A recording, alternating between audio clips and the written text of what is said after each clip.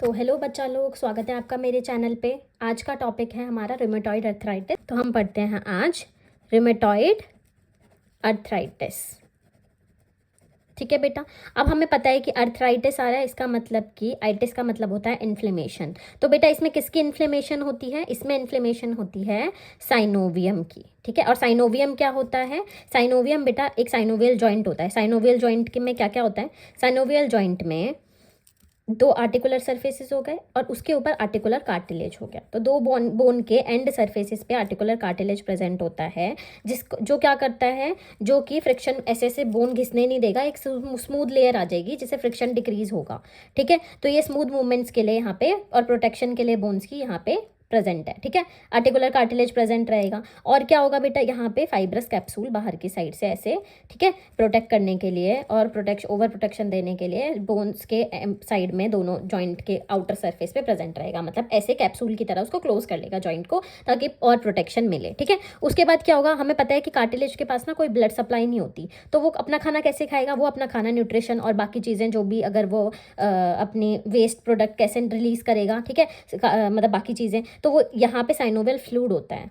ठीक है। उसको ब्लड की तरह ही यूज़ करता है न्यूट्रिशन के लिए, वेस्ट रिलीज करने के लिए। ठीक है। तो ये साइनोवियल फ्लूइड, इसको वो सब काम करेगा। ठीक है। अब बेटा साइनोवियल फ्लूइड बनाता कौन है? कोई सेल्स तो होंगे ना साइनोवियल फ्लूइड बनाएंगे, तो यहाँ पे साइनोवियल मेम्ब्रेन जो है वो साइनोवियल फ्लूइड बनाती है। ठीक है। तो यहाँ पे हो गई अंदर की साइड साइनोवियल मेम्ब्रेन। ठीक है। तो इस साइनोवियल मेम्ब्रेन को ही हम साइनोवियम बोलते हैं, तो इसको हम साइनोवियम भी बोलते हैं। ठीक है। तो रूमेटॉइड अर्थराइटिस में इसका इन्फ्लेमेशन होता है। अब हम पढ़ेंगे कि कैसे होता है। ठीक है। तो बेटा ये जो रूमेटॉइड अर्थराइटिस है ना, एक क्रोनिक डिसऑर्डर है। क्रोनिक मतलब क्या होता है? क्रोनिक मतलब लंबा। जो इन्फ्लेमेशन है ना, ये जो इन्फ्लेमेशन हो रही है साइनोवियम की, ये ना बहुत ज़्यादा टाइम तक चलेगी, मंथ्स टू ईयर्स भी चल सकती है। और अगर हम कुछ ना इसका इलाज नहीं कराते, ट्रीटमेंट नहीं लेते, तो ये बोन्स को भी इरोड करके बहुत ज़्यादा दिक्कत कॉज कर सकती है। ठीक है। ये ऑटो इम्यून डिसऑर्डर है, मतलब कि अपना जो इम्यून सिस्टम है ना, वो अपने अपने आप को, अपने सेल्स को ही हार्म पहुंचा रहा है, अपने ही साइनोवियम सेल्स को फाइट कर रहा है। ठीक है, जो नहीं होना चाहिए। ठीक है। ये सिमेट्रिकल है। सिमेट्रिकल मतलब क्या होता है? सिमेट्रिकल मतलब होता है, अगर किसी का ये वाला जॉइंट अफेक्टेड है, तो दूसरे ही साइड का ये वाला जॉइंट भी अफेक्टेड रहेगा, सिमेट्री दिखाएगा। अगर एक साइड की कोई भी चीज़ अफेक्टेड है, तो दूसरे साइड की भी वो वाली चीज़ अफेक्टेड होगी। ठीक है। और क्या करता है ये? और ये सिस्टमिक डिसऑर्डर है। सिस्टमिक मतलब क्या होता है? पूरी बॉडी को अफेक्ट करता है। ठीक है। और ये स्मॉल पेरिफेरल जॉइंट्स को इन्वॉल्व करता है। मेनली जॉइंट्स जो इन्वॉल्व रहते हैं वो होते हैं PIP, ठीक है, MCP, और रिस्ट जॉइंट भी हमने देखा है कि अफेक्टेड रहता है। ठीक है। इसमें जो होते हैं ना, वो आर्टिकुलर मैनिफेस्टेशन भी देख सकते हैं हम, और एक्स्ट्रा आर्टिकुलर मैनिफेस्टेशन भी देखने को मिलती है। मतलब ये जॉइंट्स को तो अफेक्ट करता है, ये मल्टीपल जॉइंट्स को, स्मॉल जॉइंट्स को, पेरिफेरल जॉइंट्स को, बट ये एक्स्ट्रा आर्टिकुलर जॉइंट्स के अलावा बहुत सारी चीज़ें कर सकता है हमारी बॉडी में, जैसे मतलब कार्डियक प्रॉब्लम्स भी ला सकता है। ठीक है। पल्मोनरी प्रॉब्लम्स भी ला सकता है, लंग्स को भी प्रॉब्लम कॉज कर सकता है, वो हम आगे सब पढ़ेंगे। ठीक है। अब हम पढ़ते हैं इसकी इटियोलॉजी।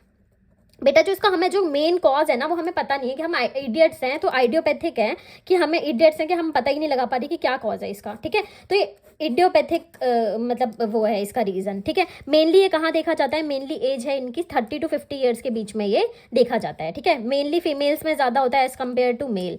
3:1 का रेशियो देखा गया है। 3 औरतें को मेनली हो सकता है, फिर जाके पॉपुलेशन में एक आदमी को रूमेटॉइड अर्थराइटिस देखा जाएगा। ठीक है।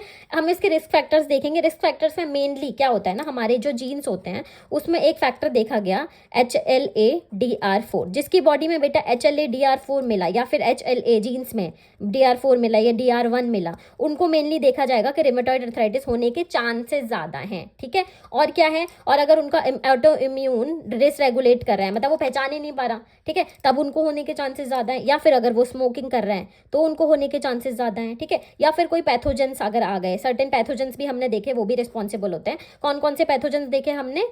पोरफायरोमोनास जिंजेवाइटिस। ठीक है। ये क्या करते हैं बेटा? ये जिंजेवाइटिस करते हैं, और जिंजेवाइटिस करने के बाद ये वाला जो जिंजेवाइटिस गम का इन्फ्लेमेशन होता है मेनली। ठीक है। जिंजेवाइटिस में ना एक एंजाइम रिलीज होता है जिसको हम PAD बोलते हैं। इसका काम क्या होता है बेटा? इसका काम ये होता है, जो नॉर्मल हमारे प्रोटीन में ना आर्जिनिन देखा जाता है, तो ये आर्जिनिन को चेंज कर दे। आर्जिनिन अमीनो एसिड, हमें पता है प्रोटीन अमीनो एसिड से बन के मिलता है, तो ये आर्जिनिन अमीनो एसिड को चेंज कर देता है सिट्रोलिन में। ठीक है, इसको हम सिट्रोलिनेशन बोलते हैं। ठीक है, इस प्रोसेस को सिट्रोलिनेशन। तो ये उसकी वजह से इस जिंजवाइटिस में ये हो सकता है, इसकी वजह से आरए होने के चांसेस बढ़ जाते हैं। अभी मैं बताऊंगी कि कैसे हो गया इसकी वजह से। ठीक है, तो ये हमारी हो गई इटियोलॉजी। अब हम इतना पढ़ लेते हैं। ठीक है, तो हम पढ़ते हैं डेफिनेशन। डेफिनेशन में मैंने क्या बताया, it is a auto immune chronic systemical symmetrical inflammatory polyarthritis that involves small peripheral joints. It attacks the synovium or synovial membrane. Can have articular or extra-articular manifestation. More common in female as compared to male. Etiology में पढ़ेंगे, idiopathic cause नहीं पता हमें. Some genetic factor basis HLA-DR4 association and HLA-DR1 association is seen. Age more common in 30 to 50 years of age. Mostly females are affected as compared to male. Okay, autoimmune dysregulation की वजह से भी देख सकते हैं. Environmental factors like cigarette smoking और pathogen can also cause rheumatoid arthritis. ये ऐसा नहीं है कि उसकी वजह से होगा ही होगा, बट हो सकता है, रिस्क फैक्टर हैं. ठीक है, जो पैथोजन है उनमें से हमारे पास एक एग्जांपल है पॉर्फिरोमोनास जिंजिवालिस, जो कि जिंजिवाइटिस कॉज करता है. और मैंने बता दिया एक एंजाइम रिलीज होता है पीएडी, जिसकी वजह से आर्जिनिन और सिट्रोलिन में कन्वर्ट हो सकता है, आर्जिनिन अमाइनो एसिड, जिसकी वजह से सिट्रोलिनेशन होगी और फिर उसकी वजह से मेनली हो सकता है हमारा आरए. ठीक है, अब हम चेक करेंगे कि क्या हुआ. ओके, पैथोजेनेसिस पढ़ते हैं. तो बेटा पैथोजेनेसिस पढ़ने से पहले मैं आपको नॉर्मली बताती हूँ, अगर हमारी बॉडी में कोई पैथोजन आता है तो हमारी बॉडी कैसे रिएक्ट करती है, फिर हम पैथोजेनेसिस पढ़ेंगे. ठीक है, पैथोफिजियोलॉजी पढ़ेंगे. ठीक है, सबसे पहले अगर हमारी बॉडी में नॉर्मली ब्लड में ना बहुत सारे पैथोजेंस आ गए, मान लो बाहर से कोई बहुत सारे ऐसे पैथोजेंस एंटीजेंस आए. एंटीजेंस मतलब क्या होता है, एंटीजेंस वो होते हैं जो कि एंटीबॉडी जनरेट कराएं. तो हम बोल सकते हैं पैथोजन कोई भी बैक्टीरिया वगैरह सब हमारे एंटीजन हो सकते हैं. ठीक है, तो ये बैक्टीरिया बाहर से कोई आया. अब हमारे ब्लड में कौन कौन से सेल्स होते हैं, बी सेल्स होते हैं, बाकी के बहुत सारे सेल्स पाए जाएंगे. तो बी सेल्स क्या करेंगे, या फिर ऐसा नहीं है कि सिर्फ बी सेल्स पहचानेंगे इनको, मैक्रोफेजेस भी पहचानते हैं. डिपेंड करता है ये पैथोजन कहाँ है. ठीक है, अगर ब्लड में है तो हमारे बी सेल्स ब्लड में प्रेजेंट रहते हैं और ब्लड में ये पैथोजन को पकड़ लेंगे, देख लेंगे कि अरे यार ये तो कोई और है, हमारी बॉडी का नॉर्मल सेल नहीं है. तो ये क्या करेंगे, इसको अपने अंदर इनगल्फ कर लेंगे. खाने के बाद ये क्या करेंगे, इनकी बॉडी पे एमएचसी मॉलिक्यूल प्रेजेंट होता है. एमएचसी मॉलिक्यूल क्या करता है बेटा, ये जो इसको इनगल्फ किया ना, ये बैक्टीरिया पैथोजन को, एंटीजन को, उसका एक टुकड़ा तोड़ के यहाँ लगा लेंगे. ठीक है, और ये क्या बन जाएंगे, एंटीजन प्रेजेंटिंग मॉलिक्यूल. ठीक है, तो ये एंटीजन प्रेजेंटिंग मॉलिक्यूल बन गए, एंटीजन को प्रेजेंट कर रहे हैं. और ये फिर जाएंगे हेल्प मांगने के लिए किसके पास, टी सेल्स के पास. ठीक है, टी सेल्स इनको क्या बोलेंगे, टी हेल्पर सेल्स इनको बोलेंगे कि तुम ना एक काम करो, जो बी सेल्स है ना उनको दो पार्ट्स में डिवाइड कर लो. एक तो हो जाओ प्लाज्मा सेल्स में डिवाइड, और प्लाज्मा में डिवाइड, और एक हो जाओ मेमोरी सेल्स में डिवाइड. ठीक है, मेमोरी सेल्स क्या करेंगे, ये याद रखो तुम, ये सारी चीज़ें जो भी घटना घट रही है ना तुम ये याद रखो, और अगली बार अगर सेम ऐसा कोई एंटीजन आया तो तुम मेरी परमिशन के बिना ही तुम चले जाना इनको मारने. ठीक है, ये करेंगे. और प्लाज्मा क्या करेंगे, एंटीबॉडीज रिलीज करेंगे. अब हमें पता है एंटीबॉडी मेनली जो ब्लड में रहती है वो कौन सी होती है, आईजीजी और आईजीएम. ठीक है, सबसे पहले आईजीएम रिलीज होता है और आईजीएम क्या करेगा, आईजीएम इनको मारने के लिए चला जाएगा. अगर ये एक्यूट कंडीशन है तो ये आईजीएम इनके पास जाके इनको मतलब चला जाने के बाद इनको ऐसे अपने पास एंटीजन एंटीबॉडी कॉम्प्लेक्स बना के ये खत्म कर देगा. लेकिन अगर क्रोनिक कंडीशन है तो आईजीएम आईजीजी में कन्वर्ट होके क्या करेंगे, ठीक है, या फिर प्लाज्मा डायरेक्ट आईजीजी डेवलप करके क्या करेंगे, इसके पास चले जाएंगे और वापस से एंटीजन एंटीबॉडी कॉम्प्लेक्स बना लेंगे बहुत सारे. ठीक है, तो बेटा अब हम पढ़ेंगे पैथोफिजियोलॉजी ऑफ आरए. ठीक है, नॉर्मली क्या होता है ना, ये साइनोवियल जॉइंट है.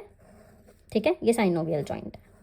यहाँ पे हमारा क्या है, कार्टिलेज, आर्टिकुलर कार्टिलेज, और यहाँ पे क्या है, साइनोवियल मेम्ब्रेन. ठीक है, अब बेटा किसी भी कॉज से, या तो हमारे जीन में फैक्टर HLA DR1 या 4 प्रेजेंट होता है उसकी वजह से, या स्मोकिंग करते हैं उसकी वजह से, या किसी और इन्वायरमेंटल फैक्टर की वजह से ना हमारी बॉडी में जो यहाँ पे जो बहुत सारे प्रोटीन्स होते हैं, ऑब्वियसली ये सारी लेयर किससे बनी होती है, बहुत सारे जॉइंट्स में प्रोटीन पाए जाते हैं. तो उस प्रोटीन में जो आर्जिनिन नॉर्मली पाया जाता है प्रोटीन्स में, आर्जिनिन चले जाता है सिट्रोलिन में कन्वर्ट हो जाता है. ठीक है, और ये वाला जो आर्जिनिन था ये हो गया कन्वर्ट सिट्रोलिन में.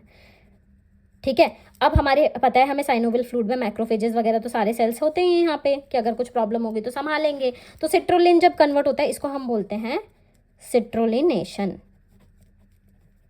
ठीक है, सिट्रुलिनेशन होगा। अब यहाँ पे क्या होगा, सिट्रुलिन बन गया, एक प्रोटीन जो आर्जिनिन था वो सिट्रुलिन में कन्वर्ट होके अलग प्रोटीन बन गया। तो इन सेल्स को लगेगा कि अरे हमारे बॉडी में ये पैथोजन आ गया, मतलब कोई और सा सेल आ गया है, ये तो नॉर्मल नहीं है। तो ये लोग क्या करेंगे, ये लोग ये करेंगे कि इसका एक एंटीजन प्रेजेंटिंग सेल बनाएंगे, इसको एक इनगल्फ करके, ये यहाँ पे ये जो मैक्रोफेज है ये इसको इनगल्फ करके यहाँ पे ना एक टुकड़ा लगा लेगा इसका, कि देखो ये हमारी बॉडी में ऐसे प्रॉब्लम है। ठीक है, तो हमारा मैक्रोफेज होता है, मैक्रोफेज में ये इसको खा गया, इनगल्फ कर गया एक प्रोटीन, एक इस सेल को, इस फॉरेनर पार्टिकल को, एंटीजन को, और फिर खाने के बाद इसका एक टुकड़ा यहाँ लगा लिया। ठीक है, जिसको हम बोलेंगे अब एंटीजन प्रेजेंटिंग सेल, और ये जाएगा टी हेल्पर सेल के साथ हेल्प मांगने कि अरे भाई कुछ करो। ठीक है, टी हेल्पर सेल्स वगैरह कहाँ पड़े हुए हैं, ये पड़े हैं, हर जगह होते हैं वैसे, लिम्फ नोड में मेनली मिलते हैं। ठीक है, तो ये लिम्फ नोड के पास गया कि अरे टी हेल्पर सेल देखो मेरे साथ क्या हो रहा है, तो ये टी हेल्पर सेल क्या बोलेंगे कि अच्छा हेल्प करेंगे। तो अब ये एंटीबॉडीज बनाने में हेल्प करेंगे। एंटीबॉडीज किसके रिगार्डिंग बनानी है, हमें इसके अगेंस्ट बनानी है ना, इस टुकड़े के अगेंस्ट बनानी है, इसके अगेंस्ट बनानी है।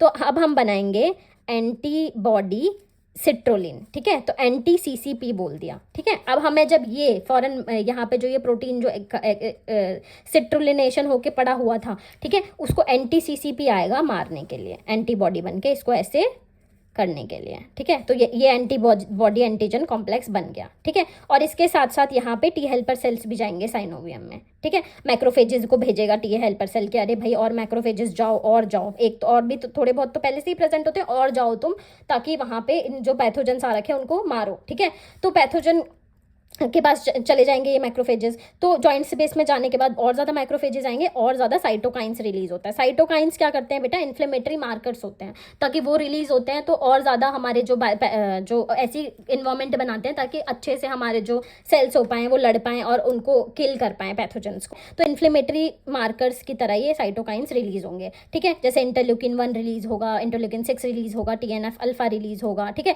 ये सब रिलीज होने के बाद ये सब जो इन्फ्लेमेटरी मार्कर्स जो रिलीज होते हैं ये हमारा कॉज करेंगे क्या, इन्फ्लेमेशन कॉज करेंगे, और उसकी वजह से पेन होगा, स्वेलिंग देखी जाएगी। ठीक है, उस जॉइंट पे फीवर होगा और जॉइंट डिस्ट्रक्शन देखा जाएगा। जॉइंट डिस्ट्रक्शन मैं बताती हूँ क्यों देखा जाएगा। अब जब भी ऐसा इन्फ्लेमेशन बहुत ज़्यादा होती है ना, तो ये हमारे जो साइनोवियम के सेल्स हैं उनको लगने लग जाएगा कि यार ये क्या हो रहा है, तो शायद मेरे को ये ना गुस्से में आके प्लोरिफलेशन करते हैं। प्रोलिफरेशन का मतलब क्या होता है, अपने आप को डिवाइड करते हैं। तो इसके जो सेल्स हैं ये बहुत ज़्यादा अपने आप को डिवाइड करने लग जाएंगे। पहले जो इन सेल की लेयर सिर्फ 2 लेयर थी, अब 8 से 10 लेयर ऐसे करके ये बहुत ज़्यादा बना लेंगे। ठीक है, और बहुत ज़्यादा बनाने के बाद इस जो इन्फ्लेम्ड थिक इन्फ्लेम्ड एरिया है इसको हम बोलते हैं पन्नस। ठीक है, अब पेनस हो जाएगा। अब ये क्या करेगा, ये थिक और इन्फ्लेम्ड है, और ये क्या बेटा सिक्रीट करता है, जो ये साइनोवियल जो इन्फ्लेम्ड साइनोवियल सेल्स हैं ये क्या सिक्रीट करते हैं, पेनस क्या सिक्रीट करता है, प्रोटीएज। प्रोटीएज क्या करेगा, कार्टिलेज को भी डिस्ट्रक्ट करेगा। तो यहाँ पे जो कार्टिलेज था ये भी इनको भी डिस्ट्रक्ट करने लग जाएंगे, तो ये भी जाएगा हमारा। ठीक है, ये कार्टिलेज को भी डिस्ट्रक्ट करने लग जाएंगे।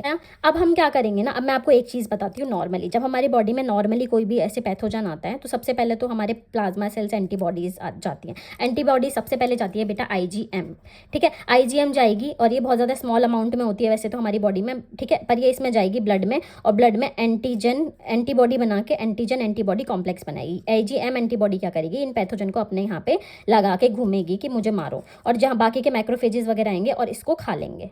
ठीक है, लेकिन जब ये कंडीशन बेटा क्रोनिक हो जाती है तो IgG जाएगा, IgG जाएगा लड़ने के लिए, क्योंकि ये ज़्यादा अमाउंट में होता है ब्लड में, और ये बहुत सारे होते हैं, इसलिए ये बहुत सारे पैथोजेंस को ऐसे लगा के घूमते रहेंगे। ठीक है, ऑब्वियसली इस इन्फ्लेमेशन से इतने सारे बने पड़े हैं कि कुछ नहीं हो रहा, ये बढ़े ही जा रहे हैं। ठीक है, ये एंटीबॉडीज भी बढ़ रही हैं, और वो जो क्योंकि सिट्रोलिनेशन तो हो ही रहा है ना बेटा। ठीक है, तो सिट्रोलिन भी बने जा रहा है, क्योंकि वो तो हमारी बॉडी की डिफेक्ट की वजह से बन रहा है। तो क्या होगा, IgG भी ऐसे ही बैठा रहेगा। अब जब इस IgG को बहुत ज़्यादा टाइम हो जाएगा ना, तो इस IgG एंटीबॉडी का FC पोर्शन खराब हो जाएगा, और वो बिहेव करेगा एक और एंटीजन की तरह, एक और पैथोजन की तरह। अब दोबारा IgM एंटीबॉडी आएगी, और इसको क्योंकि ये एक्यूट कंडीशन हो गई, दोबारा इसको लगेगा कि न्यू पैथोजन आ गया, तो ये क्या करेगा, IgM antibody FC portion of IgG antibody से मिलेगी, और एक दोबारा एक एंटीजन एंटीबॉडी कॉम्प्लेक्स बनाएगी। ठीक है, तो हम इसको बोलते हैं RF फैक्टर, इस एंटीजन एंटीबॉडी को बोलते हैं RF। तो हमारी बॉडी में 2 एंटीबॉडीज़ हो गई, एक तो हो गई एंटी सीसी और सीसीपी, और दूसरी कौन सी हो गई, एंटीबॉडीज़ ऑफ आरएफ, ठीक है, जो ये जाएगा यहाँ पे और ये कन्वर्ट करेगा, ठीक है। अब ये एंटीबॉडीज़ आरएफ और एंटीबॉडी सीसीपी क्या करेंगी, अपने यहाँ पे इकट्ठे हो जाएंगी, बहुत सारी इकट्ठे हो जाएंगी, ठीक है, और साइनोवियल स्पेस में जाके बहुत ज़्यादा डिवाइड होने लग जाएंगी, मतलब बहुत ज़्यादा बन जाएंगी, और ये क्या करेंगी, कॉम्प्लीमेंट बनाएंगी। कॉम्प्लीमेंट बनाने से क्या होगा, इन्फ्लेमेशन और ज़्यादा बेटा बढ़ता है, और ज़्यादा मैक्रोफेजेस वगैरह को अपनी तरफ खींचने के लिए, ठीक है। उसकी वजह से क्या होगा, टी सेल्स और ज़्यादा एक्टिवेट होके क्या करेंगे, रैंक एल को इंक्रीज कर देंगे। जब हमें पता है रैंक एल इंक्रीज हो जाता है बेटा, तो क्या होता है, ऑस्टियोक्लास्ट की एक्टिविटी बढ़ जाती है। ऑस्टियोक्लास्ट की एक्टिविटी मैंने ये आपको ना अच्छे से बता रखा है, पैथोफिजियोलॉजी ऑफ ऑस्टियोपोरोसिस में, तो आप ये पढ़ सकते हो उसमें से, अगर आपको ये रैंक एल का फंडा समझना है तो, ठीक है। तो रैंक एल जो है वो ऑस्टियोक्लास्ट की एक्टिविटी बढ़ा देती है, तो ये भी एक्टिवेट हो जाएंगे, ऑस्टियोक्लास्ट एक्टिवेट हो जाएगा तो बोन इरोजन होगा, ठीक है। अब जब बोन इरोजन होने लग गया तो क्या होगा, अब बोन इरोजन, बोन भी अपने आप से डिस्ट्रक्ट हुए जा रही है, बोन इरोजन भी हो रहा है, ठीक है, बोन रिजॉर्प्शन भी हो रहा है। तो अब क्या होगा ना, अब हमारी यहाँ पे जो ब्लड वेसल्स हैं वो क्या सोचेंगी कि अरे यार मैं इनकी हेल्प कैसे करूँ, तो ये हेल्प करने के लिए और ज़्यादा मैक्रोफेजेस, क्योंकि क्रोनिक प्रोसेस है, इन्फ्लेमेटरी प्रोसेस, और ज़्यादा सेल्स को लाने के लिए क्या करेगी, ताकि और इन्फ्लेमेटरी सेल्स यहाँ पे आए, तो ये क्या करेगी, वेस्कुलर परमेबिलिटी इंक्रीज करने के लिए न्यू ब्लड वेसल्स बना देगी, ठीक है, और इसको हम बोलते हैं एंजियोजेनेसिस। तो यहाँ पे बहुत सारे न्यू ब्लड वेसल्स बन जाएंगे। तो बेटा हमने कैसे कैसे पढ़ा, हम दोबारा ढंग से, अब यहाँ पे इसकी पैथोफिजियोलॉजी इतनी थी और ये साइकिल में चलता ही रहेगा, ठीक है। अब ये क्रोनिक प्रोसेस हो गया था, अब हम पढ़ते हैं क्या क्या हुआ, ठीक है। तो सबसे पहले तो पैथोजेनेसिस में जेनेटिक प्रीडिस्पोजिशन की वजह से या एनवायरमेंटल फैक्टर की वजह से क्या हुआ, मॉडिफिकेशन हुई हमारी बॉडी में, आर्जिनिन जो था वो सिट्रोलिन में कन्वर्ट हो गया, जिसको हम सिट्रोलिनेशन बोलते हैं। सिट्रोलिनेशन बोलते हैं, और सिट्रोलिनेशन होने के बाद हमारी बॉडी को लगेगा कि ये कोई पैथोजन है, ठीक है, हमारी बॉडी को लगेगा ये कोई पैथोजन है, तो इम्यून सेल्स जो हैं वो हमारे कंफ्यूज हो जाएंगे और फिर रिकॉग्नाइज नहीं करेंगे अपने ही एंटीजन को, जिसको हम ऑटो एंटीजन बोलेंगे, ठीक है। Antigen presenting cell activate CDP T helper cells and B cells, ठीक है, तो हमारी एंटीबॉडीज बन जाएंगी। हमारी इसमें 2 तरीके की एंटीबॉडीज बनती है, एक एंटीबॉडी सीसीपी और एंटीबॉडी आरएफ, ठीक है, रिमेटॉइड फैक्टर एंटीबॉडी, जो हम पढ़ेंगे, जो किसके अगेंस्ट बनती है, IgM against FC portion of IgG, जो मैंने आपको बताया, ठीक है। पर ये अभी नहीं बनेगी, ये क्रोनिक फेज में बनेगी, अभी सिर्फ इसकी बातें हो रही हैं, ठीक है। तो antibody anti helper cell enter the synovial joint, start secreting cytokines, inflammatory markers हैं cytokines, macrophages are brought into the joint space, more cytokines release होंगे, जैसे इंटरल्यूकिन 1, 6, TNF अल्फा, ठीक है, जिसकी वजह से पेन होगा, स्वेलिंग होगी, फीवर होगा, जॉइंट डिस्ट्रक्शन होगा, ठीक है। अब हमें पता है साइनोवियल सेल्स को हम और क्या बोलते हैं, फाइब्रोब्लास्ट लाइक साइनोवियोसाइट्स। तो ये क्या करेंगे, ये और ज़्यादा प्रोलिफरेट होंगे। मैंने आपको बताया था ना, जैसे ही ज़्यादा इन्फ्लेमेशन होगी तो ये प्रोलिफरेशन स्टार्ट कर देंगे और पेनस फॉर्म करेंगे। पेनस क्या है, पेनस है thick and inflame tissue which will invade the cartilage and bone, जो कि कार्टिलेज और बोन को डिस्ट्रक्ट करेगा। क्यों डिस्ट्रक्ट करेगा, क्योंकि वो क्या सिक्रीट करता है, प्रोटीएज सिक्रीट करता है, जो कि कार्टिलेज को ब्रेक डाउन करता है। और बोन इरोजन कैसे होगा बेटा, बोन इरोजन ऐसे होगा, और ज़्यादा इन्फ्लेमेशन होगी। क्यों, क्योंकि अब एंटीबॉडी आरएफ भी बन चुकी है और एंटी सीसीपी भी बन चुका है, और वो कॉम्प्लीमेंट सिस्टम बना के इन्फ्लेमेशन को और बढ़ा देंगे। तो टी सेल एक्टिवेट हो जाएगा, टी सेल रैंक एल को इंक्रीज करेगा, एक्टिवेट करेगा, और ऑस्टियोक्लास्ट की एक्टिविटी बढ़ जाएगी और बोन इरोजन होगा। जब इतना ज़्यादा चीज़ें इन्फ्लेमेशन हो रही होगी तो एंजियोजेनेसिस होगा। क्यों होगा एंजियोजेनेसिस, क्योंकि for more inflammatory cells wants to enter the joint, ठीक है। तो वस्कुलर परमेबिलिटी बढ़ाने के लिए न्यू ब्लड वेसल्स भी बनेंगी और कॉन्टिन्यूस इन्फ्लेमेशन और ज़्यादा होता रहेगा, और ज़्यादा इन्फ्लेमेशन बढ़ जाएगा। क्यों, क्योंकि इन्फ्लेमेटरी सेल्स और ज़्यादा एंटर कर पा रहे हैं, ठीक है, और ये बढ़ता रहेगा। और अगर हमने इसको कंट्रोल नहीं करा, तो अगर हमने डॉक्टर को नहीं दिखाया, तो क्या होगा बेटा, ये ऐसे ऐसे फ्यूज भी हो सकती है बोन टू बोन, ठीक है, और बहुत सारे डेविएशंस भी हो सकते हैं, बोनी जॉइंट डेविएशंस भी देखने को मिल सकते हैं, जॉइंट डिफॉर्मिटीज़ भी देखने को मिल सकती हैं, ठीक है। तो बेटा अब हम पढ़ेंगे क्लिनिकल फीचर्स के बारे में, ठीक है। तो क्लिनिकल फीचर्स या क्लिनिकल प्रेजेंटेशन में सबसे पहले आपको क्या दिखेगा कि जॉइंट फीचर्स दिखेंगे, ठीक है। जब भी डॉक्टर के पास जाओगे तो क्या दिखेगा, ये दिखेगा कि सिमेट्रिकल इन्फ्लेमेटरी अर्थराइटिस होगा। सिमेट्रिकल मतलब अगर इस फिंगर में है तो इस फिंगर के रिंग फिंगर में यहाँ पे भी अफेक्ट हो रखा होगा, ठीक है। पेन दिखेगा, स्वेलिंग दिखेगी, मॉर्निंग स्टिफनेस बेटा बहुत ज़्यादा प्रिडोमिनेंट होती है, और ये ही हमारा OA और RA में एक मेन फीचर है जो कि डिस्टिंग्विश करता है दोनों के बीच में। कैसे, क्योंकि इसमें ना मेन मॉर्निंग स्टिफनेस प्रिडोमिनेंट होती है, स्टिफनेस प्रिडोमिनेंट होती है, और ओए में जो होता है वो पेन प्रिडोमिनेंट करता है, ठीक है।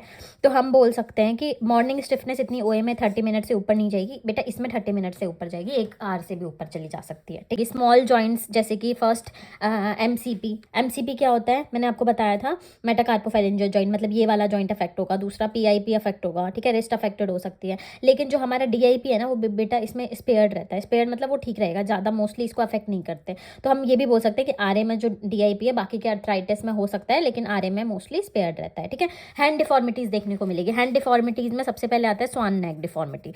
स्वान नेक डिफॉर्मिटी बेटा आपको पता है कि ऐसे हो जाता है, ऐसे, ठीक है। स्वान ऐसे बनती है जब भी आप बनाते हो, है ना। तो उसमें ऐसे आप इसका तरीका याद कर लो कि सबसे पहले आप फ्लेक्शन करा रहे हो, तो डीआईपी का जो होगा फ्लेक्शन होगा, और इसका हाइपर एक्सटेंशन होगा पीआईपी का, ठीक है। तो हमने स्वान नेक डिफॉर्मिटी कैसे याद कर ली, यहाँ पे फ्लेक्शन हो रहा है तो डीआईपी का फ्लेक्शन, और आगे चल के हाइपर एक्सटेंशन। इसका जस्ट उल्टा होता है बोटेनियर डिफॉर्मिटी, ठीक है। बोटेनियर डिफॉर्मिटी में क्या होता है बेटा, बोटेनियर डिफॉर्मिटी में इसका जस्ट उल्टा होगा। जो पीआईपी होगा वो होगा फ्लेक्शन में, और जो डीआईपी होगा वो होगा हाइपर एक्सटेंशन में, ठीक है। जेड थंब डिफॉर्मिटी देखने को मिलती है। जो थंब होता है वो ना जेड फॉर्म में आ जाता है, तो Z form deformity of thumb देखने को मिलेगी। और क्या देखने को मिलेगा, अल्नर डेविएशन देखने को मिलेगा, हाथ ऐसे अल्नर की तरफ मुड़ा हुआ होगा, ऐसे डेविएट होगा, ठीक है। तो अल्नर डेविएशन देखने को मिलेगा। और क्या क्या देखने को मिल सकता है बेटा, ये देखने को मिल सकता है जैसे कि जो हमारा पूरा का पूरा जो साइटोकाइंस रिलीज हुआ है ना, वो ब्लड में रिलीज हुए हैं। साइटोकाइंस जो है वो ब्लड में इंक्रीज हो गए हैं, जैसे TNF अल्फा, ठीक है, इंटरल्यूकिन 1, इंटरल्यूकिन 6, ये सब ब्लड में इंक्रीज हुए हैं। ब्लड में वो पूरी बॉडी में जा सकते हैं। तो क्रोनिक जब हो जाएगा ना, ये आरए जब हमारा क्रोनिक केस हो जाएगा, तो वो स्किन में क्या करेंगे बेटा, स्किन में क्या होता है, ग्रेनुलोमेटस इन्फ्लेमेशन देखने को मिलती है, ठीक है। ग्रेनुलोमेटस की फॉर्मेशन हो जाती है, ठीक है, यहाँ पे नोड्स में, तो नोड्स फॉर्म हो जाते हैं यहाँ पे, तो हमें पता लगेगा कि इसमें इन्फ्लेमेशन हो रखी है बहुत ज़्यादा, तब क्रोनिक केस हो जाएगा, ठीक है। लिवर में क्या करता है, साइटोकाइन जाके लिवर में क्या करते हैं, ज़्यादा हिप्सिडिन बनाने लग जाते हैं। हिप्सिडिन की वजह से क्या करता है, हिप्सिडिन क्या करता है, आयरन को डिक्रीज कर, जो आयरन होता है उसको ब्लड में नहीं जाने देगा, ठीक है, तो किसी से बाइंड नहीं करने देगा, तो हमें एनीमिया हो जाएगा, ठीक है। तो हम अनीमिक हो सकते हैं अगर किसी को आ रहे हैं तो, ठीक है। कार्डियोवास्कुलर में क्या होगा, जैसे ही कार्डियोवास्कुलर में जाएगा तो वो ना एडहेसिव प्रॉपर्टी जो उसकी होती है आर्टरी की, उसको बढ़ा देता है, ठीक है। तो यहाँ पे प्लाक फॉर्मेशन हो सकता है, जिसकी वजह से एमआई हो सकता है, और स्ट्रोक के चांसेस बढ़ सकते हैं, ठीक है। न्यूरोलॉजिकली क्या होता है, हम फटीग और डिप्रेस्ड फील करेंगे। क्यों करेंगे, क्योंकि ऑल टाइम वो बंदा बीमार ही रहेगा, तो उसको फटीग और डिप्रेशन में जा सकता है, ठीक है। मस्कुलोस्केलेटन में क्या मैंने आपको बताया था कि हड्डियों में जाने के बाद ये ऑस्टोपीनिया, ऑस्टोपोरोसिस भी कॉज कर सकता है, क्योंकि हमें ऑस्टोपीनिया, ऑस्टोपोरोसिस होने के भी चांसेस हो सकते हैं, है ना। और इंसुलिन रेसिस्टेंस जो होती है वो मसल इंसुलिन रेसिस्टेंस बन जाती है। इंसुलिन रेसिस्टेंस बन जाती है तो उससे क्या होगा कि वो ग्लूकोज ही नहीं ले पाएगी, एनर्जी नहीं ले पाएगी। अब मसल एनर्जी नहीं ले पाएगी तो क्या करेगी, मसल वीकनेस हो जाएगी, ठीक है। बोन मैरो को इन्वॉल्व करता है, तो प्लेटलेट की फॉर्मेशन हमारी बंद हो जाती है, ठीक है, कम हो जाती है। लंग्स में क्या होता है, ये ज़्यादा जो लंग्स में जब ये हमारा साइटोकाइनिन्स वगैरह जा रहे हैं, ठीक है, तो ये क्या कर रहे हैं कि इन्फ्लेमेशन इतनी ज़्यादा हो रही है बॉडी में, और ड्रग्स भी हम जब ले रहे हैं मतलब इन्फ्लेमेटरी, मतलब और इम्यूनोसप्रेसिव ड्रग्स ले रहे हैं हम, तो उसकी वजह से क्या होगा, मतलब लंग्स में भी लंग इन्फेक्शन भी इजीली हो सकता है, और प्लूरल डिफ्यूजन भी देखने को मिलेगा, ठीक है। तो हम अब इसको पढ़ लेते हैं। प्रेजेंटेशन में क्या है, joint features, symmetrical inflammatory arthritis देखने को मिलेगा, पेन देखने को मिलेगा, स्वेलिंग देखने को मिलेगी, मॉर्निंग स्टिफनेस बहुत इंपॉर्टेंट है। स्मॉल जॉइंट्स जैसे कि एमसीपी, पीआईपी और रिस्ट देखने को मिलेंगे, अफेक्टेड हो रखे हैं। डीआईपी जॉइंट जो है स्पेयर्ड रहेगा। स्वान नेक मैंने आपको बताया, पीआईपी हाइपर एक्सटेंडेड रहेगी, और डीआईपी ये वाला जो जॉइंट है वो ऐसे फ्लेक्शन, हाइपर फ्लेक्शन देखने, मतलब फ्लेक्शन में देखने को मिलेगा, ठीक है। नेक्स्ट क्या है, अब नेक्स्ट है कि बोटेनियर डिफॉर्मिटी में जस्ट उसका स्वान नेक का उल्टा होता है, पीआईपी फ्लेक्शन में, डीआईपी हाइपर एक्सटेंशन में। जेड डिफॉर्मिटी ऑफ थंब में बेटा एमसीपी फ्लेक्शन में दिखेगा, आईपी हाइपर एक्सटेंशन में दिखेगी, जेड बन जाएगा थंब का, ठीक है। अल्नर डेविएशन ऑफ रिस्ट दिखेगा। Disease progression joint deformity create कर सकती है, लॉस ऑफ फंक्शन भी क्रिएट कर सकती है। क्यों, क्योंकि जॉइंट डिफॉर्मिटी होने के बाद हम एबल ही नहीं रहेंगे कि हम यूज़ कर पाएँ उस जॉइंट को, ठीक है। एक्स्ट्रा आर्टिकुलर, अब ये साइटोकाइंस जो इंक्रीज हुए हैं ब्लड में, वो बहुत ज़्यादा चीज़ों को अफेक्ट कर सकते हैं, जैसे स्किन को अफेक्ट कर सकते हैं, तो नोड्यूल फॉर्मेशन हो जाएगा। लिवर में मैंने आपको बताया हिप्सिडिन इंक्रीज हो जाएगा ज़्यादा साइटोकाइंस की वजह से, तो एनीमिया को कंट्रीब्यूट कर सकते हैं, क्योंकि ये आयरन को अफेक्ट करता है, ठीक है। कार्डियोवास्कुलर में हमारा प्रमोट प्लाक फॉर्मेशन, जिसकी वजह से एमआई और स्ट्रोक हो सकता है, ठीक है, और मायोकार्डियल इन्फेक्शन और स्ट्रोक हो सकता है। न्यूरोलॉजिकल में फटीग और डिप्रेशन आ सकता है। मस्कुलोस्केलेटन में ऑस्टोपीनिया और ऑस्टोपोरोसिस हो सकता है, ठीक है। अब हम देखते हैं मसल इंसुलिन रेसिस्टेंस बन जाएगी तो मसल वीकनेस आएगी, बोन मैरो का इन्वॉल्वमेंट की वजह से प्लेटलेट्स फॉर्मेशन डिक्रीज हो जाएंगी, लंग में प्लूरल एफ्यूजन और लंग इन्फेक्शन देखने को मिलेगा। ठीक है, अब हम देखते हैं बेटा, अब हम क्या देखेंगे, अब हम देखेंगे डायग्नोसिस में देखने के लिए सबसे पहले तो हमारे क्लिनिकल फीचर्स ही बहुत हैं। ठीक है, जैसे कि सिमेट्रिकल जॉइंट इन्वॉल्वमेंट दिखेगी, स्मॉल जॉइंट्स अफेक्टेड दिखेंगे, DIP स्पेयर्ड रहेगा, पेन और स्वेलिंग, मॉर्निंग स्टिफनेस 1 घंटे से ज़्यादा जैसे मैंने आपको बताया था वो दिखेगा। ठीक है, ये सब देखने के बाद हमें डॉक्टर बोलेंगे कि ब्लड टेस्ट कराओ। ठीक है, उसमें RF फैक्टर चेक करेंगे। RF फैक्टर बेटा इतने ज़्यादा स्पेसिफिक नहीं होते, हमें सबसे ज़्यादा NT-CCP देखना होता है। ठीक है, NT-CCP जो एंटीसिट्रुलिन एंटीबॉडीज बन रही थी वो देखना होगा। ठीक है, ये मोर स्पेसिफिक होते हैं। ठीक है, उसके बाद इन्फ्लेमेटरी मार्कर्स ब्लड में ESR बढ़ा हुआ है, जो CBC अनेमिया वगैरह हमें देखने को मिलेगा क्योंकि हमें पता है कि हिप्सिडिन पे अफेक्ट होकर एनेमिया हो सकता है। ठीक है, थ्रोम्बोसाइटोसिस देखने को मिलेगा क्योंकि बोन मैरो अफेक्ट हो रही थी, तो ये हमें ब्लड टेस्ट में देखने को मिल सकते हैं। और अगर हमें एक्सरे में क्या क्या चेंजेस दिखेंगे, तो मैंने आपको बताया कि वो कार्टिलेज को भी डिस्टर्ब करता है, तो जॉइंट नैरो, जैसे ऑस्टियोआर्थराइटिस में हो रहा था तो जॉइंट नैरोइंग बढ़ेगी। ठीक है, इसमें भी जॉइंट नैरोइंग हो सकती है। मार्जिनल जॉइंट इरोजन देखने को मिलेगा, जैसे कि मैंने बताया था कि बोन इरोजन भी होने लग जाता है, और ऑस्टोपीनिया देखने को मिलेगा जिससे हमें बाद में ऑस्टियोपोरोसिस भी हो सकता है। ठीक है, MRI में हमें सीधा पता चल जाएगा क्योंकि सारे फ्लूइड्स हम देख सकते हैं MRI में, तो MRI में पता चल जाएगा साइनोवाइटिस हो रखा है, इन्फ्लेमेशन ऑफ साइनोवियम मिल रही है। ठीक है, बोन मैरो का एडीमा मिल रहा है, अर्ली इरोजन्स मिल रहे हैं, तो हमें समझ आ जाएगा कि हाँ प्रॉब्लम है। ठीक है, अब हम देख लेते हैं पहले ट्रीटमेंट, फिर हम पूरा एक साथ रीड करेंगे। ट्रीटमेंट में सबसे पहले बेटा ये आपको पता है कि साइटोकाइनिन्स बढ़ रहे हैं, उसकी वजह से हो रहा है ना। सबसे पहले हम साइटोकाइन्स को वो करने के लिए, इन्फ्लेमेशन को कम करने के लिए कॉर्टिकोस्टेरॉइड्स दे सकते हैं, जैसे कि प्रेडनिसोलोन दे सकते हैं। ठीक है, जो कि एक ग्लूकोकॉर्टिकॉइड है। और क्या दे सकते हैं बेटा, और हम पेन को डिक्रीज करने के लिए एनाल्जेसिक्स देंगे। ठीक है, अर्ली मॉर्निंग स्टिफनेस को डिक्रीज करने के लिए एनसेड्स देंगे, और साथ में हम DMARDs भी चलाएंगे। DMARDs बहुत ज़्यादा इंपॉर्टेंट है, क्यों? क्योंकि इसका नाम ही है disease modifying anti rheumatic drugs. ठीक है, इससे क्या होता है, ये कोर्स ऑफ डिजीज को चेंज करता है और जॉइंट डैमेज को प्रिवेंट करता है। ठीक है, अब हम फिजियोथेरेपी मैनेजमेंट में क्या कर सकते हैं, फिजियोथेरेपी मैनेजमेंट में हम कर सकते हैं कि पोस्चर असेसमेंट करेंगे पहले। अगर कहीं पे उसको पोस्चर अफेक्ट हो रखा है, जैसे जॉइंट वगैरह अगर अफेक्ट हो रखे हैं, तो हम उसको स्प्लिंट्स वगैरह दे सकते हैं, है ना। और अगर कोई भी पोस्चर असेसमेंट है तो हम उसको एजुकेट करेंगे। ठीक है, मसल टेस्टिंग करके देखेंगे, पावर चेक करेंगे हर मसल की, क्योंकि मसल भी अफेक्ट होती है। ठीक है, ROM चेक करेंगे हर जॉइंट का। अगर फिंगर्स का भी ROM कम है तो हम फिंगर्स पे मोस्टली ध्यान देने की कोशिश करेंगे, कहाँ पे पेन हो रहा है वो देखेंगे। ठीक है, जॉइंट गेट एनालिसिस करेंगे कि गेट अफेक्ट तो नहीं हो रखा। फंक्शनल टेस्ट देंगे, जैसे ADLs के लिए क्या क्या नहीं कर पा रहे हो आप घर में। ठीक है, वो चेक करेंगे। गोल्स में क्या आएगा हमारा, अब हम एक्यूट मैनेजमेंट पे आते हैं मेनली। जैसे आपके पास पेशेंट आएगा ना, तो बेटा अब आप बोलोगे ये तो क्रोनिक कंडीशन है, तो एक्यूट कहाँ से आ गया, एक्यूट कंडीशन क्यों आ गई? तो जैसे ही ना बार बार ना फ्लेयर्स अप होते रहते हैं। फ्लेयर्स मतलब एकदम से कभी कभी इन्फ्लेमेशन बहुत ज़्यादा न्यू जॉइंट में जाएगी तो इन्फ्लेमेशन और ज़्यादा चालू हो जाएगी, और फिर नॉर्मल हो जाएगी, फिर एकदम से चालू हो जाएगी। ठीक है, तो जब भी आपके पास पेशेंट आएगा तो वो एक एक्यूट फेज में भी आएगा, मतलब हम उसको बोलेंगे कि वो एक्यूट फेज में आया है, क्योंकि पेन बहुत ज़्यादा उस टाइम पे, क्योंकि पेन बहुत ज़्यादा उस टाइम पे ज़्यादा हो रखा था उसको। तो इसके गोल्स क्या है कि हम पेशेंट को पूरा एजुकेट करेंगे। ठीक है, पेन रिलीफ करेंगे पहले, उसका इन्फ्लेमेशन को रिड्यूस करने की कोशिश करेंगे, जॉइंट को प्रोटेक्ट करेंगे। फॉर एग्जांपल एजुकेट कैसे करोगे, आप उसको पूरा समझाओगे कि आपको बीच बीच में बीच बीच में आपको रेस्ट लेना है, और आपको प्रॉपर रेस्ट नहीं लेना, शॉर्ट रेस्ट लेने हैं, और बीच बीच में थोड़ी थोड़ी मूवमेंट करती रहो जो कि आपके लिए सेफ हो। ठीक है, पेन रिलीफ में हम मशीन्स वगैरह लगाएंगे अगर लार्ज जॉइंट अफेक्ट हो रखे हैं तो। इन्फ्लेमेशन को रिड्यूस करने के लिए बेटा हम पूरे ड्रग्स तो ले रहे हैं, साथ साथ थोड़ा थोड़ा मैंने आपको बताया मूवमेंट करेंगे। मूवमेंट से क्या होगा, ड्रेनेज अच्छी होगी, तो भी हमारा साइनोवियल फ्लूइड है वो अच्छे से ड्रेन हो पाएगा जो अफेक्ट हो रखा है। ठीक है, जॉइंट को प्रोटेक्ट करेंगे, अगर कहीं पे कुछ दिक्कत है, जैसे अगर कोई जॉइंट अफेक्ट हो रहा है तो उसको स्प्लिंट देंगे।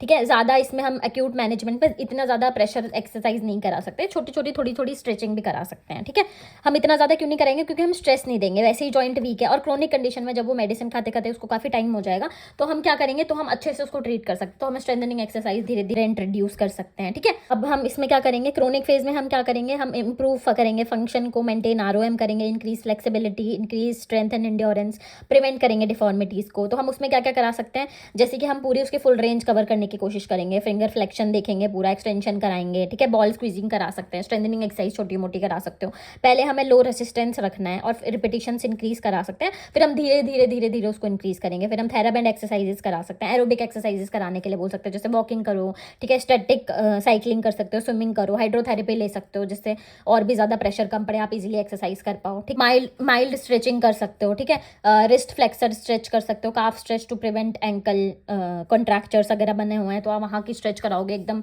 ढंग के तरीके से, ऑप्टिमम स्ट्रेच देंगे, ज़्यादा नहीं। फंक्शनल ट्रेनिंग में आप गेट ट्रेनिंग, एडीएल्स में अगर कोई भी प्रॉब्लम हो रही हो, जैसे कि बटनिंग करने में, ग्रिपिंग, स्पून नहीं पकड़ पा रहा, तो हम वो कराएंगे। सिट टू स्टैंड कराएंगे, ठीक है। डिफॉर्मिटी प्रिवेंशन हम कैसे कराएंगे, अगर अल्नर डेविएशन है तो हैंड स्प्लिन देंगे ताकि अल्नर डेविएट ना करे, ठीक है। फिंगर्स की एक्सरसाइजेस कराते रहेंगे। स्वान नेक डिफॉर्मिटी में क्या होता है बेटा, स्वान नेक डिफॉर्मिटी में मैंने आपको बताया था कि ये वाला जो जॉइंट है, जो हमारा डीआईपी है, ये फ्लेक्शन में चला जाता है, ये हाइपर एक्सटेंशन में चला जाता है। तो ये जब फ्लेक्शन में जाएगा तो हम एक रिंग स्प्लिंट पहनाते हैं, एक रिंग के जैसा पहना देते हैं ताकि ये सीधी रहे, ये ऐसे मुड़े ना, ठीक है। बुटिनर डिफॉर्मिटी में आप पीआईपी जॉइंट स्प्लिंट, जैसे पीआईपी अफेक्टेड रहता है, पीआईपी हाइपर मतलब ये हाइपर एक्सटेंशन में जाता है, ये जाता है फ्लेक्शन में, तो हम इसके लिए पीआईपी जॉइंट स्प्लिंट दे सकते हैं, ठीक है। तो ये सारी डिफॉर्मिटी को प्रिवेंट करने के लिए उसको मैनेज करेंगे और धीरे धीरे हम अपना एक्सरसाइजेस के हिसाब से रेसिस्टेंस बढ़ाते रहेंगे, ठीक है। अब हम इसको जितना भी हमने पढ़ा है उसको हम अच्छे से नोट से पढ़ लेते हैं, ठीक है बेटा। अब हमने डायग्नोसिस में क्या पढ़ा कि क्लिनिकल डायग्नोसिस पढ़ी, joint symptoms, symmetrical joint involvement, small joints affect होते हैं पहले, पेन और स्वेलिंग, मॉर्निंग स्टिफनेस ज़्यादा 1 घंटे से ज़्यादा देखने को मिलेगी, मूवमेंट करेंगे तो वैसे ही वो थोड़ी कम होती रहेगी, ठीक है। और शाम में बहुत कम हो जाएगी, मॉर्निंग मतलब स्टिफनेस बहुत ज़्यादा कम हो जाएगी, मॉर्निंग में बहुत ज़्यादा बढ़ जाएगी, ठीक है। ब्लड टेस्ट में हमारा पता है कि रूमेटॉइड फैक्टर बहुत ज़्यादा आ रहा होगा, लेकिन ये स्पेसिफिक नहीं है, एंटी-सीसीपी मोर स्पेसिफिक है। इन्फ्लेमेटरी मार्कर्स देखने को मिलेंगे ब्लड में, ठीक है, सीबीसी देखने को मिलेगा, अनीमिया वगैरह उससे पता चल जाएगा और थ्रोम्बोसाइटोसिस पता चल जाएगा। एक्सरे से क्या होगा कि जॉइंट स्पेस मैंने आपको बताया कि कम हो जाएगा, ठीक है। मार्जिनल बोन इरोजन देखने को मिलेगा, ऑस्ट्रोपीनिया देखने को मिलेगा जॉइंट के पास, ठीक है। एमआरआई में साइनोवाइटिस प्रॉपर पता चल जाएगा, बोन मैरो का एडीमा पता चल जाएगा और अर्ली इरोजन्स जो भी बोनी अर्ली इरोजन्स हो रहे हैं बोन में वो पता चल जाएंगे, ठीक है। उसके बाद क्या है, उसके बाद है ट्रीटमेंट में हम पेन को डिक्रीज करने के लिए एनाल्जेसिक्स देंगे, एनसेड्स देंगे, मॉर्निंग स्टिफनेस को डिक्रीज करने के लिए कॉर्टिकोस्टेरॉइड्स दे सकते हैं, इन्फ्लेमेशन को डिक्रीज करने के लिए, ठीक है, ग्लूकोकॉर्टिकॉइड। और डी मार्च जो हम कब दे सकते हैं, जब इसको कोर्स को, ये तो देना ही देना है, ठीक है। साथ में ये वाली मेडिसिन देते रहेंगे और जैसे ही मेडिसिन कम करते जाएंगे, अगर जो भी वो डॉक्टर के हिसाब से होगा। फिजियोथेरेपी मैनेजमेंट में क्या होगा, असेसमेंट में पोस्चर असेसमेंट देखने को मिलेगा, मसल टेस्टिंग कराएंगे, आरओएम गेट एनालिसिस, ठीक है, फंक्शनल टेस्ट फॉर एडीएल्स। अब अगर वो एक्यूट कंडीशन में हमारे पास आएगा तो बेटा हम मेन गोल्स ही हैं, अगर आप मेन लिख रहे हो लेकिन आप अलग अलग कंडीशन के हिसाब से लिखना चाहते हो, जैसे अगर अक्यूट में जब जो उसके फ्लेयर्स आ रहे थे, जब बहुत ज़्यादा इन्फ्लेमेशन बढ़ रहा था, तब आपके पास आया, तो आप क्या करोगे, पेशेंट को पहले एजुकेट करोगे कि क्यों आपकी अचानक इन्फ्लेमेशन बढ़ती रहती है, ठीक है। रिड्यूस इन्फ्लेमेशन करने की कोशिश करेंगे, पेन रिलीफ देंगे, प्रोटेक्ट जॉइंट को प्रोटेक्ट करेंगे, ठीक है। अगर एक्यूट कंडीशन है ऑब्वियसली तो उस जॉइंट पे हम मतलब उस एरिया में हम क्रायोथेरेपी दे सकते हैं, स्प्लिंट्स को यूज़ करेंगे, ठीक है, ताकि हम प्रिवेंट करें एक्सेसिव मूवमेंट को, ठीक है। और ज़्यादा रेस्ट भी नहीं करेंगे, जेंटल मूव करते रहेंगे, ठीक है, ताकि इन्फ्लेमेशन ज़्यादा ना बढ़े, ठीक है। ड्रेनेज होता रहे, एक्सरसाइज बहुत ज़्यादा जेंटल कराएंगे, ज़्यादा प्रेशर नहीं देना है, कोई रिस्ट्रिक्शन पहले शुरू में नहीं देना है, एजुकेट करेंगे ताकि ओवरलोड ना करे पेशेंट, ठीक है। फ्लेक्शन डिफॉर्मिटी को प्रिवेंट करेंगे, अगर हो गई है तो हम उसको भी देखेंगे और अगर नहीं हुआ है तो उसको प्रिवेंट मतलब होने से रोकेंगे, ठीक है। पोजिशनिंग ढंग से करके रखेंगे, ठीक है। प्रोलॉन्ग फिंगर का फ्लेक्शन नहीं करेंगे, उस पर ज़्यादा लोड नहीं देंगे, नॉर्मल मूवमेंट से स्टार्ट करेंगे। जैसे ही क्रोनिक फेज आएगा उसमें क्या होगा, हम उसमें क्या करेंगे, इंप्रूव करेंगे, फंक्शन मेंटेन करेंगे, आरओएम, क्योंकि हम मेडिसिन भी ले रहे हैं, ठीक है, तो उसका भी इफेक्ट आएगा, तो इन्फ्लेमेशन थोड़ी कम होगी, तो उसमें हम थोड़ा आरओएम मेंटेन अच्छे से करेंगे, फ्लेक्सिबिलिटी स्ट्रेचिंग वगैरह पे ध्यान देंगे, अच्छे से ऑप्टिमम स्ट्रेच देंगे, स्ट्रेंथ पे ध्यान देंगे, एंड्योरेंस पे ध्यान देंगे, डिफॉर्मिटी को प्रिवेंट करेंगे, ठीक है। आरओएम एक्सरसाइजेस पूरी अच्छे से कराएंगे, फुल आरओएम आप दे सकते हो अपने हिसाब से धीरे धीरे इंक्रीज करके, ठीक है। स्ट्रेंथनिंग एक्सरसाइजेस कराएंगे, लोअर रेसिस्टेंस से स्टार्ट करेंगे, रिपीटेशन ज़्यादा आप करा सकते हो बीच में रुक रुक के, ठीक है। थेराबैंड एक्सरसाइजेस पे शिफ्ट हो जाएंगे, squeezing soft ball exercises, hand muscle बहुत ज़्यादा इन्वॉल्व होती है तो हम हैंड को अच्छे से ट्रीट करने की कोशिश करेंगे। एरोबिक एक्सरसाइज में वॉकिंग, साइकिलिंग, ठीक है, स्टेशनरी साइकिलिंग, स्विमिंग, हाइड्रोथेरेपी वगैरह करा सकते हो, ठीक है। अब नेक्स्ट है स्ट्रेचिंग आपको मैंने बताया कि नॉर्मल स्ट्रेच करने की कोशिश करेंगे, जैसे रिस्ट बहुत ज़्यादा अफेक्टेड रहता है तो फ्लेक्सर स्ट्रेच दे सकते हैं, काफ स्ट्रेच देंगे, ठीक है। कोई भी कॉन्ट्रैक्चर होगा उसके हिसाब से हम स्ट्रेच ऑप्टिमम लोड के साथ दे सकते हैं, ऑप्टिमम स्ट्रेच करेंगे, ठीक है। फंक्शनल ट्रेनिंग में जो भी उससे फंक्शंस नहीं, फंक्शनल ट्रेनिंग क्या होती है, कोई काम जैसे कि अगर वो सीढ़ी नहीं चढ़ पा रहा है तो उसको उस हिसाब से एक्सरसाइजेस कराएंगे कि वो सीढ़ी चढ़ पाए इजीली, सिट टू स्टैंड कराएंगे, एडीएल्स जो भी वो नहीं कर पाए, जब बटन नहीं बंद कर पा रहा उस हिसाब से एक्सरसाइज कराएंगे। ग्रिपिंग स्पून से उसको पकड़ने के लिए, खुद ही इंडिपेंडेंट बनाने के लिए जो भी ट्रेनिंग दे दी जाती है वो देंगे, ठीक है। डिफॉर्मिटी अगर अकर हो चुकी है तो हम स्प्लिंट्स वगैरह यूज करेंगे, जैसे स्वान नेक में फिंगर रिंग स्प्लिंट यूज होगा, बोटेनिया डिफॉर्मिटी में पीआईपी जॉइंट स्प्लिंट यूज होगा क्योंकि ये फ्लेक्शन में जाता है। तो हम ये सब करके क्या कर सकते हैं, उसको रोक सकते हैं कि वो डिफॉर्मिटी बढ़े ना, ठीक है, और धीरे धीरे प्रिवेंट होते रहे, धीरे धीरे आराम से प्रिवेंट हो जाए और हम उसको फिर प्रॉपर ये सारी एक्सरसाइजेस करा के हेल्प कर सकते हैं। तो अगर आपको मेरा ये चैप्टर अच्छा लगा हो तो please like share and subscribe to my YouTube channel और हंसते रहिए, मुस्कुराते रहिए। Bye bye.